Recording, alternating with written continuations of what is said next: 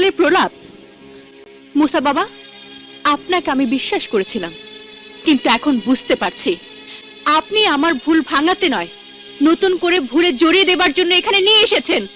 না মা না, আমি এখনো বলছি, যদি তোমার ধারণা না বদলায়, ভিকি বাবাকে তুমি গ্রেফতার করে নিয়ে যেও, আমি তোমাকে সাহায্য করব।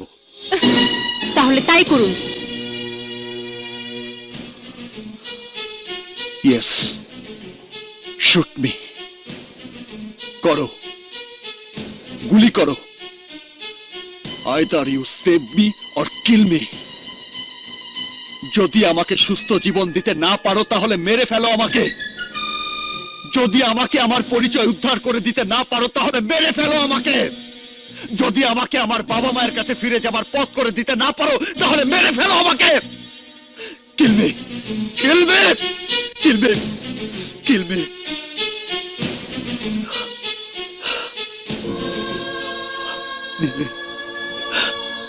আমি আমার এই কলঙ্কিত জীবন মুছে ফেলে আমার দুঃখিনী মায়ের কোলে ফিরে যেতে চাই, আমার হতভাগ্য বাবার বুকে ফিরে যেতে চাই।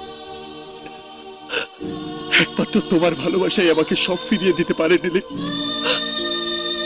আমাকে সব ফিরিয়ে দিতে পারে, সব ফিরিয়ে দিতে পারে নীলি, সব ফিরিয়ে দিতে পারে। কে তোমার মা, কে তোমার বাবা?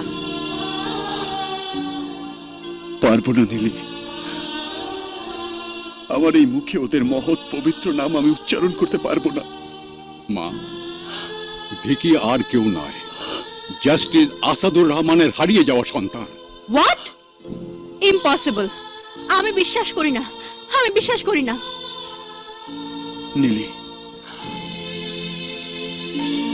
আমার অনেক কথাই আমি তোমাকে বলিনি, কিন্তু যা বলেছি তার এক বর্ণও মিথ্যে নয়। এও জানি আমার এই পরিচয় নিয়ে তাদের সামনে আমি বলতে পারবো না আমি তোমাদের হারিয়ে যাওয়া সন্তান, কারণ আমার কলঙ্কে তারাও কলঙ্কিত হয়ে যাবে।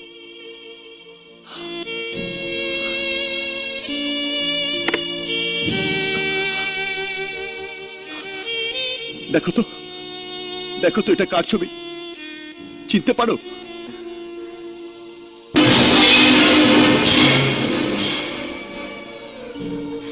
এ তো জজ আঙ্কেলের কিডন্যাপ হয়ে যাওয়া ছেলে সাগর। হ্যাঁ, সাগর, যার জন্মদিন পালন করতে তুমি আমাকে ওই বাড়িতে নিয়ে গিয়েছিলে। সেদিনও জানতাম না নিজের জন্মদিনে নকল সন্তানের পরিচয় নিয়ে আমি আমারই বাবা মায়ের হাত ধরে কেক কাটছি।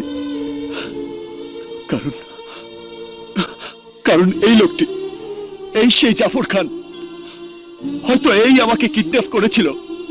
এই সেই জাফর খান যে আমাকে জানিয়েছিল সেই আমার বাবা। এই সেই জাফর খান যে আমাকে এই অন্ধকার জগতে ঠেলে দিয়ে আমার জীবনকে এলোমেলো করে দিয়েছে, তছনছ করে দিয়েছে। আমার সেই জীবনটা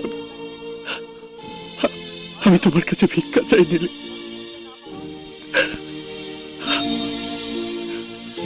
যদি দিতে না পারো তবে চালাও গুলি, মেরে ফেলো আমাকে, মেরে ফেলো। Kill me! Shoot me! Shoot me! Shoot me! Shoot me!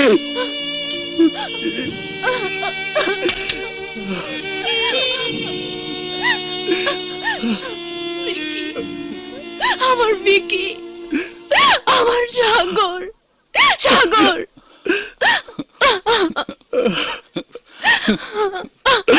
ভালোবাসা ফিরে এলো